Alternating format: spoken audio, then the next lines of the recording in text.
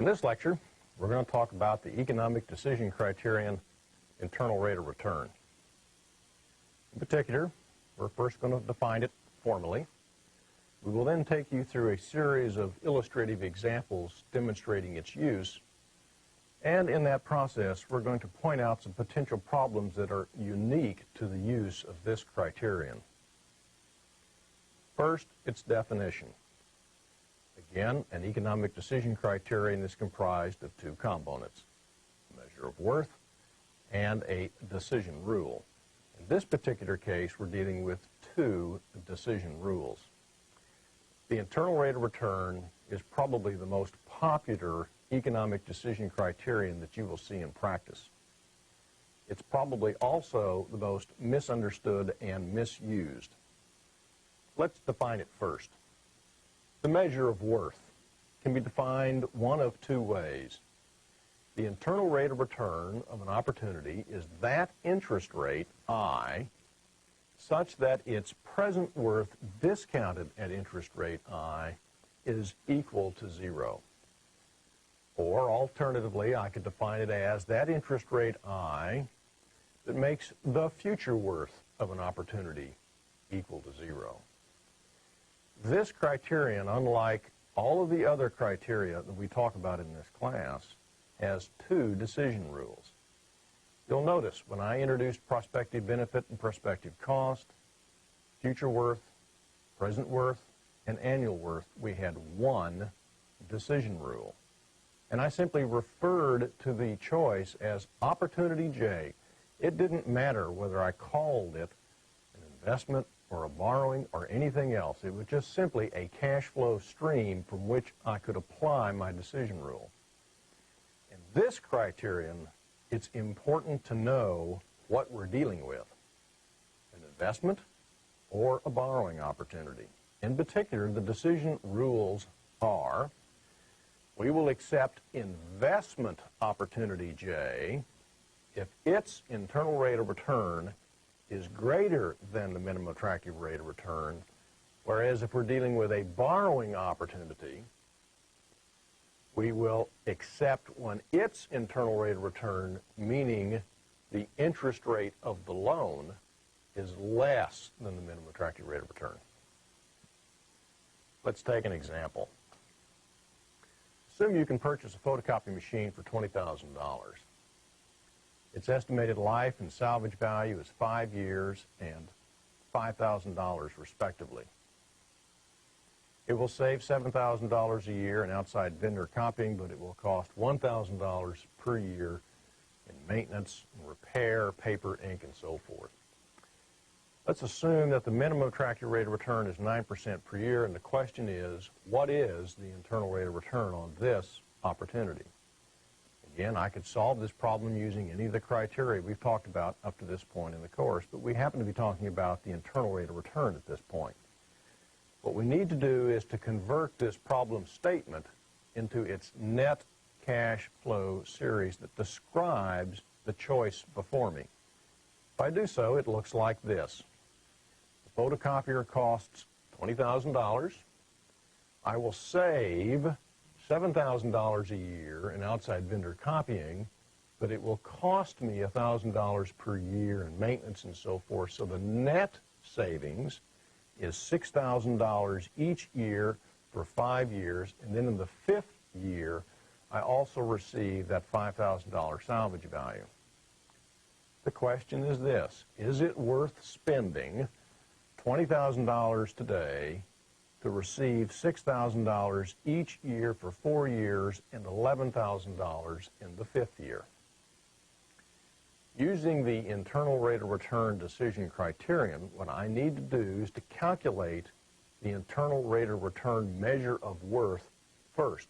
That is, I need to find an interest rate such that when I discount these cash flows back to time zero, the present worth is zero. Alternatively, find an interest rate such that when I compound all of these cash flows to time 5, the future worth is zero.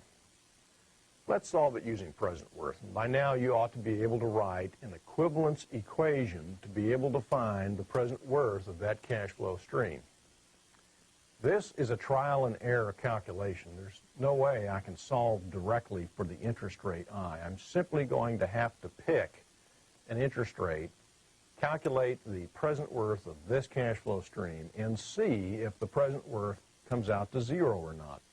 If it doesn't, then I just simply keep choosing values of an interest rate until I find that interest rate that makes the present worth of that stream 0. Let's start with 15%. If I calculate the present worth of this cash flow stream at 15%, you will find that the present worth turns out to be a positive $2,598.81. One thing I know, the interest rate of 15% is not the internal rate of return because this present worth is not 0. I'm going to have to pick some other interest rate and see if I can get this present worth to 0. I have a choice. I can either choose an interest rate less than 15%, or I can choose an interest rate greater than 15%. Let's think about what I need to do. Notice when I discounted these cash flows at 15%, I ended up with a positive present worth.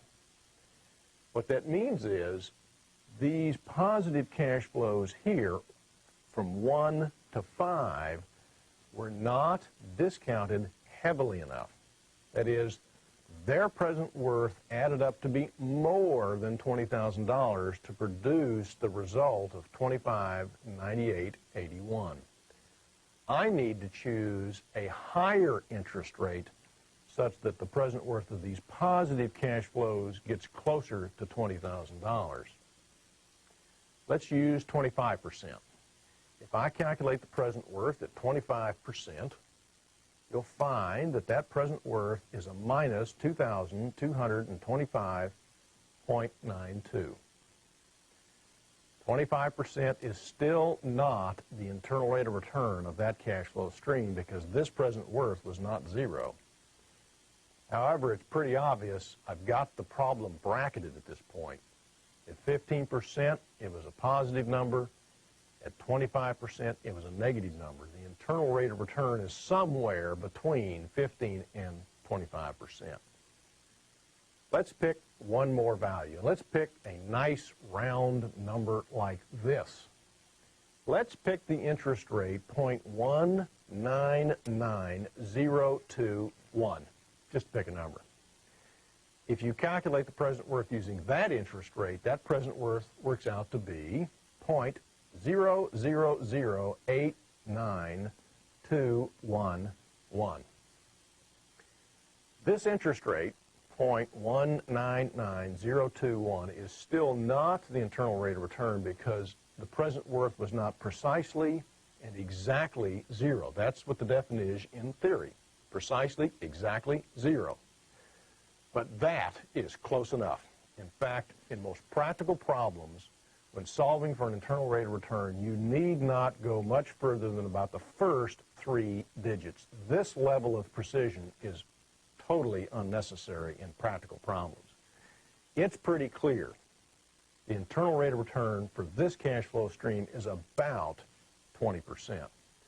Since 20% is greater than my minimum attractive rate of return of 9%, we should accept that cash flow stream. That is, making this investment in the photocopier is an economical course of action. Now again, it's one thing to calculate these numbers, it's another to understand their economic interpretation. What does this mean? What this means is the following. Investing $20,000 to produce this cash flow stream for the next 5 years means over the next 5 years, you will get back your original $20,000 plus a return, capital growth, of 20% per year each year for the next 5 years, as opposed to your alternative, which is not invest in the photocopier, take this $20,000 and invest it at your minimum attractive rate of return, which is going to produce only 9% per year. Clearly, investing $20,000 to produce 20% per year is more profitable, more economical than taking $20,000 and investing it at 9% per year. Let's add an enhancement to this problem. Let's assume you could finance this copier with a loan from the supplier. For a down payment of $5,000, you can finance the remainder. The loan is to be repaid in 5 years with annual payments of $3,561. And the question is, what is the interest rate or internal rate of return of the loan? Again, let's translate this problem statement to the net cash flow stream, and it looks like this. The copier is worth $20,000, and you're going to make a down payment of $5,000, so you are borrowing from the supplier $15,000. And for the privilege of doing that, you will have to pay back to that supplier $3,561 each year for the next 5 years. Question: what is the interest rate of that loan? Said another way, what is the internal rate of return? Again, what we need to do is to write an equation to solve the present worth or future worth of this cash flow stream and find an interest rate that makes that present worth or future worth zero. Here's the equation I might write for present worth. Present worth of the loan is equal to what I borrow, $15,000, minus the present worth of the payments. $3,561 is a uniform stream for 5 periods, and I'm looking for that unknown interest rate, I. If you solve that equation, you will find that the interest rate works out to be about 6% per year. In other words, the interest rate of this loan is 6% per year.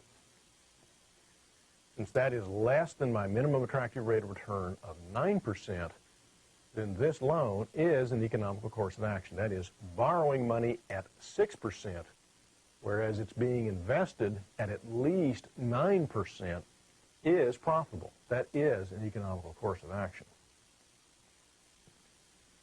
How about this? Do you remember in one of the earlier lectures I introduced a problem of a choice between 2 magazine subscriptions? In that particular example, you had a choice of purchasing a magazine subscription in 1-year increments at a time. That is, you could purchase it for $20 for a 1-year subscription. 1 year later, you'd purchase it again for $20 for another 1-year subscription, and so forth for 4 periods. Or, alternatively, you could have 2 2-year subscriptions, and those subscriptions would cost $35 at time 0 and $35 at time 2. You should also recall when I introduced this particular example, I said that decisions should be based on the differences. And we took the incremental cash flows, and they look like this. That is, in the choice between a 2-year subscription and a 1-year subscription, it called for an incremental investment of $15 for a savings of $20 at time 1, but an incremental investment of $15 at time 2 for an incremental savings of $20 at time 3.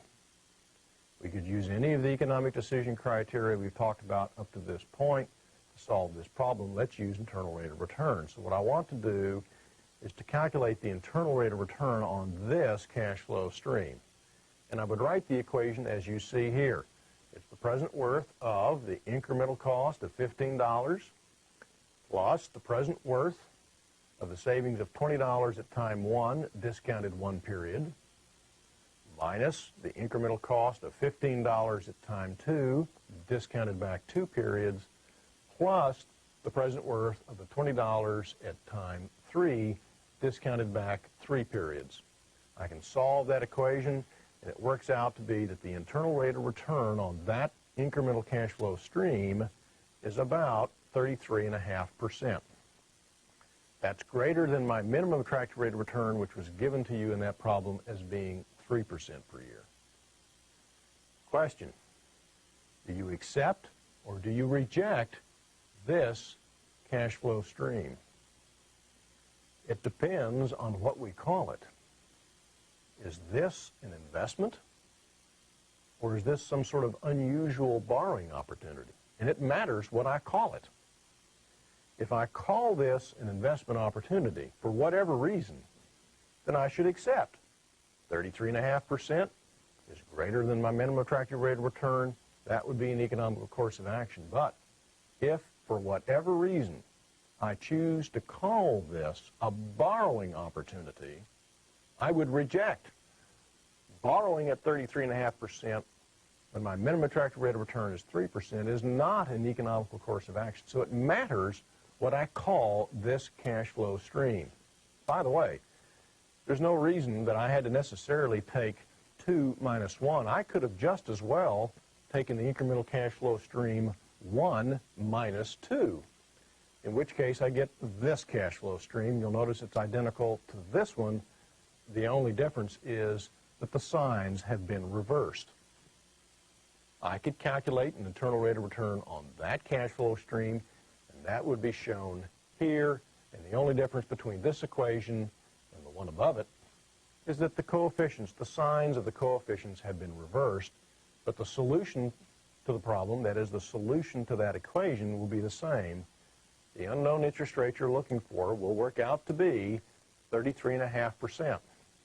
Do I accept or reject that cash flow stream? It depends on what I call it. My point here is basically this. We need to have a much more concise, formal, rigorous definition of what constitutes an investment and what constitutes a borrowing to use the internal rate of return decision criterion. We can no longer simply point to cash flow streams and say that's an investment and that's a borrowing and go on our merry way. It matters a lot what we call these cash flow streams in terms of the proper application of the decision rules for an investment or a borrowing. So let's develop a more formal definition of what constitutes an investment and what constitutes a borrowing. To do that, let's go back to the original problem of the photocopier. It looks like we would normally think of a traditional investment opportunity. Funds are expended at time zero. We receive benefits, savings over time. And let's calculate the amount of capital that remains invested in this opportunity at each point in time throughout its life at the internal rate of return. And I'll do so in this diagram where I've shown a timeline here going from 0 to 5. And here I'll identify the amount of capital that's invested at each point in time. Well, we start off with an initial investment of $20,000, shown here. That $20,000 is going to grow at the internal rate of return of that opportunity, which we identified to be 20%. So this $20,000 will grow in the first year to $23,980, just before that first cash flow of $6,000 at time one. At time one, I will liquidate, that is, I will take out of this investment $6,000.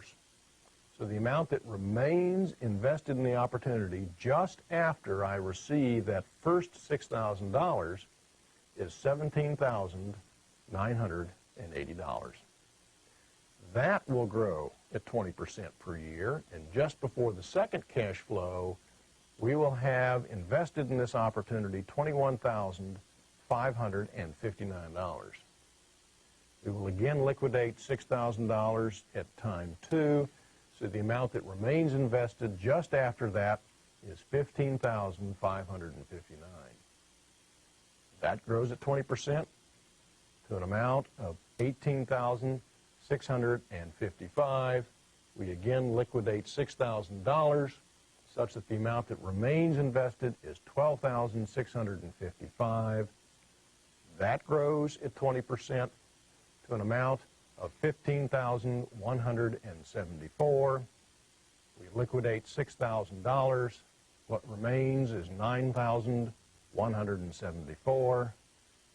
That grows at 20% to $11,000 as of time 5, and at that point, we take out the last cash flow, that is, we liquidate $11,000, and the amount of capital that remains invested after the last cash flow is 0.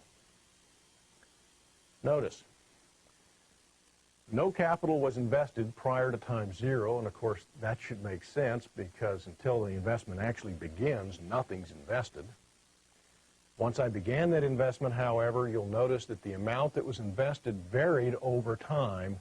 However, capital remained invested at all points in time until I got to the last cash flow at the planning horizon of 5, in which case we had fully liquidated our investment. That is, nothing remains invested after time 5, and that should make sense too. What it means is I've invested $20,000, and over that 5-year period, I got back my original investment of $20,000 plus a return of 20% each year for 5 years. If I needed a definition of what constitutes an investment, it would be this: capital remains invested at all points in time. This is an investment opportunity. Capital remained invested at all points in time. It varied, but it remained invested at all points in time. How about a definition for a borrowing opportunity? Well, let's take the opportunity that was offered to us by the supplier to finance that photocopier, which was to borrow $15,000 to make these payments over the next 5 years. And let's show the amount of capital that is borrowed or owed to that supplier at each point in time. Remember, the interest rate or internal rate of return of this loan was 6% per year. Our initial amount borrowed was $15,000. That grows at the interest rate of the loan, 6%, and will grow to $15,900 just before that first payment. At that point, I pay off part of the loan such that what I owe the supplier is $12,339 at time 1. That will grow at 6% to an amount of $13,079. I make another payment. The amount I owe as of time 2 is $9,518, and it will continue in a like fashion. That is, it will grow at 6% to accumulate to $10,089. I make another payment such that I owe $6,528 at time 3. That grows at 6% to an amount of $69.20. Make another payment such that I owe $3,359 at time 4. That grows at 6% such that I owe just at time 5, just before I make that last payment, I owe $3,561. I make the last payment such that at time 5, I owe nothing. It's 0. Notice, no capital was borrowed prior to time 0, and again, that should make sense. Nothing happens until that first cash flow. But also notice that after I've paid off the loan at time 5, I owe nothing further after time 5. And at between time 0 and time 5, capital remained borrowed at all points in time. Now, it varied. It started at $15,000. It went as high as $15,900, and it varied over time, but capital remained borrowed at all points in time. So if I needed a formal definition of what constitutes a borrowing, it would be this: capital remains borrowed at all points in time. How about this example? Let's assume you are presented with this cash flow series.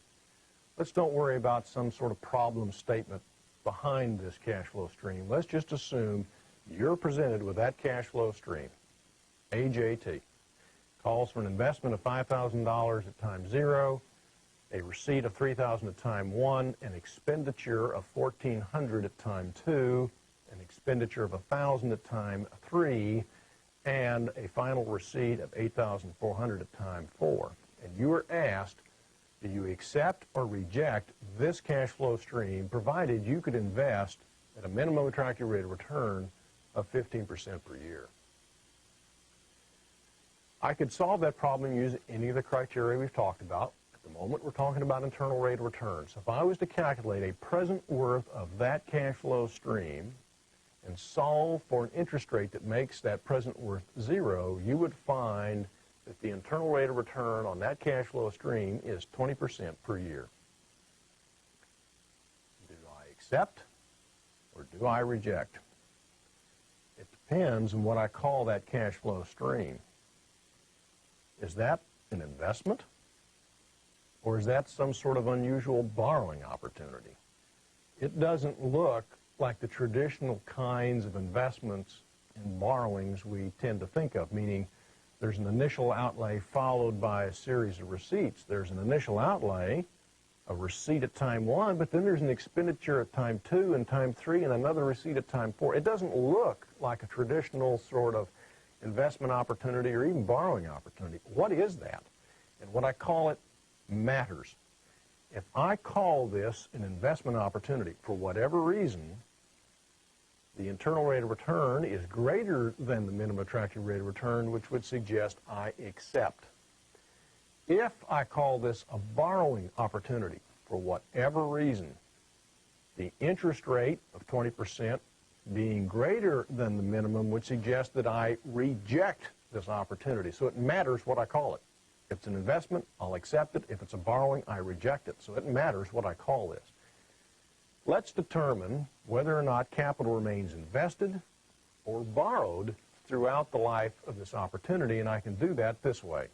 Here's the diagram for identifying the amount of capital at each point in time. It starts out like an investment opportunity. That is, we invest $5,000. Internal rate of return is 20%, so that $5,000 is going to grow to $6,000 at time 1.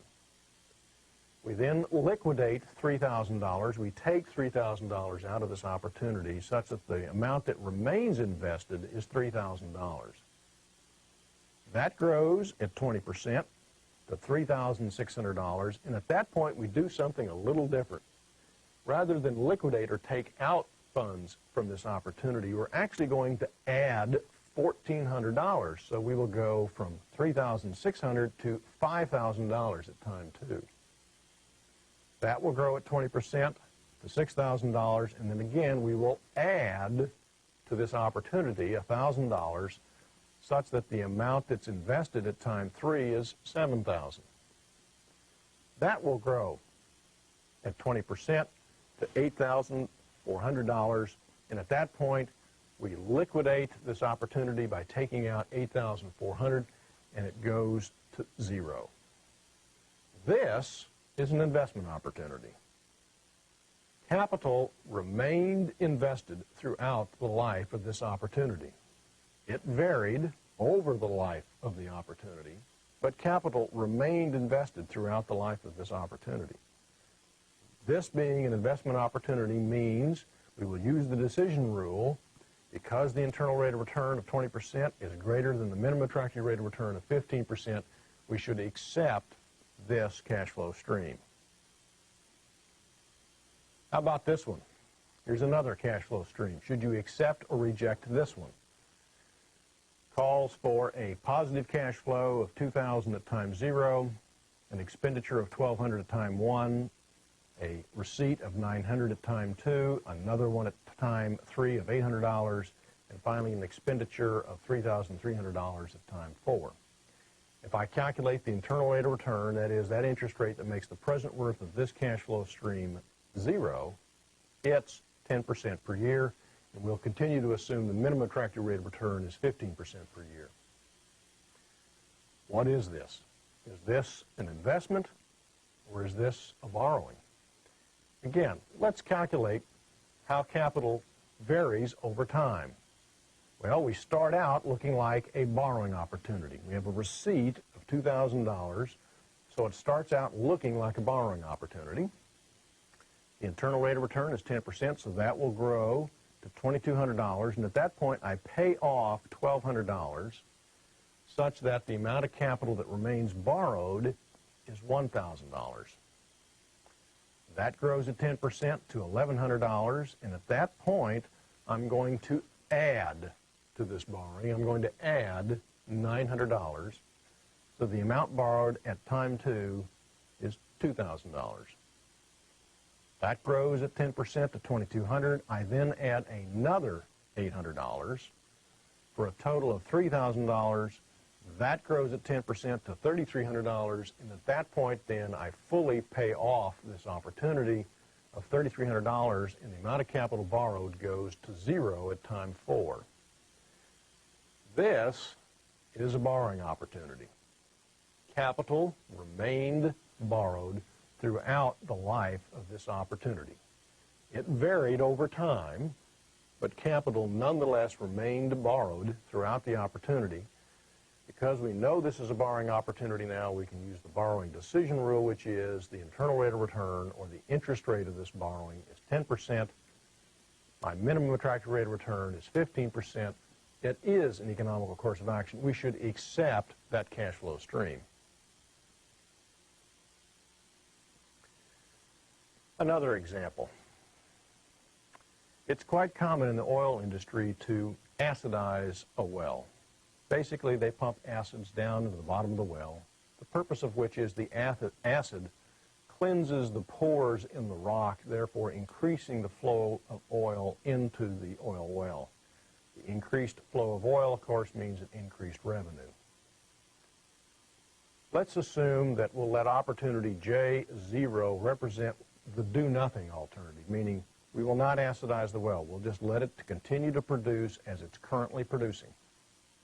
And we'll let J equals 1 represent actually acidizing the well, that is, pump acids to the bottom, cleanse the pores, and increase the flow of oil into the well. Let's assume the minimum attractive rate of return is 20%. Let's also assume that the cash flow streams look like this. That is, if we do not acidize the well, it calls for no expenditure of funds today. We just do nothing. And we expect net revenues of $125,000 next year, $100,000 the year after that, $75,000 the year after that, $50,000, and then $25,000. This, by the way, is fairly indicative of oil well production. It tends to decline with time. My alternative is to acidize the well, and that will cost me $50,000. And for that investment, it will increase the production such that in the first year I expect revenues of $250,000. In the second year, $100,000. In the third year, $50,000. And in the fourth year, $25,000. We know that one of the principles of engineering economy is the decisions between alternatives, and these are alternatives. I have to choose one or the other, should be based on their differences. If I calculate the incremental cash flows between acidizing the well and not acidizing the well, those incremental cash flows look like this. That is, it will cost me an incremental $50,000 today to have an increase in net revenue of $125,000 in the first year, no change in the second year, and a loss in revenue of $25,000 each year for the next 5 years. I could solve this problem using any of the decision criteria we've talked about, present worth or future worth or prospective benefit and prospective cost or annual worth. We're talking about internal rate of return at the moment. What I need to do is calculate an internal rate of return, that is an interest rate that makes the present worth of that cash flow stream equal to zero at time 0. Problem. What is that cash flow stream? Is this incremental cash flow series an investment? A borrowing? What is it? Oh, by the way, we've got another problem. The problem is when you have a cash flow stream that looks like this, that has multiple sign changes, and by that I mean the signs go from minus to plus, back to minus. There are 2 sign changes here. It can be shown mathematically that in solving the present worth equation, that if that present worth equation has more than 1 sign change, in this case it has 2, there's the likelihood that there may be multiple routes to the solution of that equation, meaning there could be more than 1 internal rate of return. In this case, there could be as many as 2. In fact, there are 2. There are 2 internal rates of return on that incremental cash flow series. If you find the present worth of this series discounted at 135%, the present worth is zero. And if you find the present worth of this cash flow stream at an interest rate of zero, the present worth is zero. Which of these two internal rates of return do I choose? The problem here is not these multiple rates. The problem here is identifying whether this is an investment or a borrowing alternative so I know which decision rule to use. It can be shown mathematically that if you can identify this cash flow stream as being an investment or a borrowing, you are guaranteed to have only one internal rate of return so that the problem of multiple rates disappears. We don't have time in this course to go through that. But the problem here is identifying what this cash flow stream, it's not the multiple rates, because that will disappear if I can identify this as an investment or a borrowing. And to do so, I need to calculate the amount of capital that is invested and or borrowed at each point in time. If I do so, I would end up with the diagrams you see here. This diagram in blue shows what the capital would look like invested and or borrowed at each point in time if you use the internal rate of return of 135%. This one here in green shows what it would look like if you calculated those same figures using an internal rate of return of zero. For the moment, let's focus on the diagram at the top, the one in blue. Notice, this incremental cash flow stream starts off like an investment. But then it does something rather interesting. It crosses this timeline. It begins to behave like a borrowing opportunity. In fact, it behaves like a borrowing opportunity all the way to the end. This is what we would call a mixed investment borrowing opportunity. Part of it looks like an investment, and part of it looks like a borrowing. Well, how about this? How about if we just apply the investment decision rule to the investment phase and the borrowing decision rule to the borrowing phase? If I do that, an internal rate of return of 135% as an investment, where my minimum attractive rate of return is 20%, is a very profitable investment. It would suggest we accept. However, over the borrowing phase, borrowing money at 135% when your minimum attractive rate is 20% is not an economical course of action, which would suggest take the first year and reject the last several years. Problem is, I can't do that.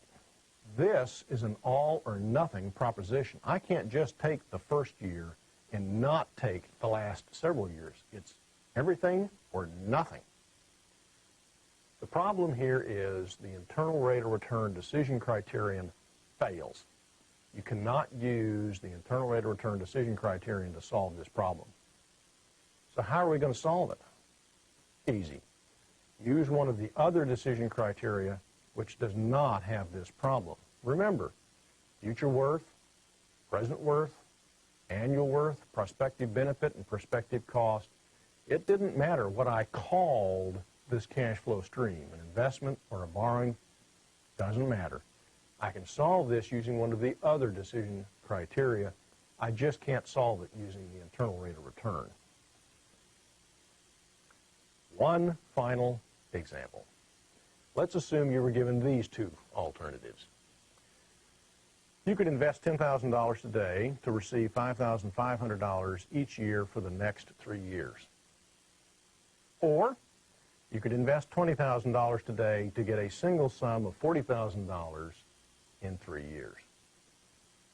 If I do the calculations using, say, internal rate of return, here are the values you would get. In other words, if you discount these cash flows back to time zero, at 30% per year, the present worth will work out to be zero. So the internal rate of return of this alternative is 30%. The internal rate of return on this alternative is 26%.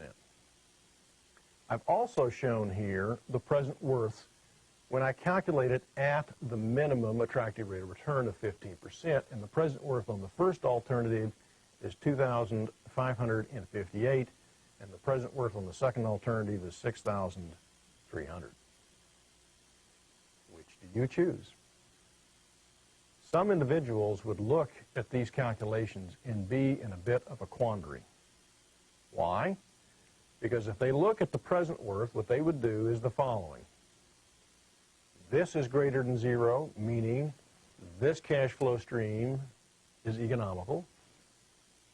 This present worth is greater than zero, meaning this cash flow stream is economical. And because the present worth of A2 is greater than the present worth of A1, it suggests we should choose alternative A2 as the most economical of those two choices. On the other hand, if you look at the internal rate of return, 30% is greater than 15%, suggesting it's an economical course of action. 26% is also greater than 15%, suggesting this is an economical cash flow stream. However, 30% is greater than 26%, suggesting should I choose alternative A1? In other words, it appears that these two decision criteria are leading me to two different decisions. Present worth seems to suggest choose A2, and internal rate of return seems to suggest choose A1. The problem here is, while present worths are additive, internal rates of return are not. We need to do a proper, explicit incremental analysis if we're going to use internal rate of return to solve this problem. In other words, we need to calculate the incremental cash flow stream, in this case A2 minus A1, which calls for an incremental investment of $10,000 for an incremental expense of $5,500 each year for 2 years, for an incremental savings of $34,500 in the third year, and then calculate the internal rate of return on this cash flow stream, which is 24.1% versus 15%, which says this is an economical course of action. And the incremental present worth is 37.42, which is greater than zero. In other words, both internal rate of return and the present worth decision criteria do lead you to consistent decisions if used correctly. The issue here is that the internal rates of return are not additive, meaning the incremental internal rate of return is not simply the difference between the internal rate of return for A1 and A2. The internal rate of return decision criterion does not have an equivalent decision rule. If you're using the internal rate of return decision criterion, you must explicitly calculate these incremental cash flows and do the incremental calculations.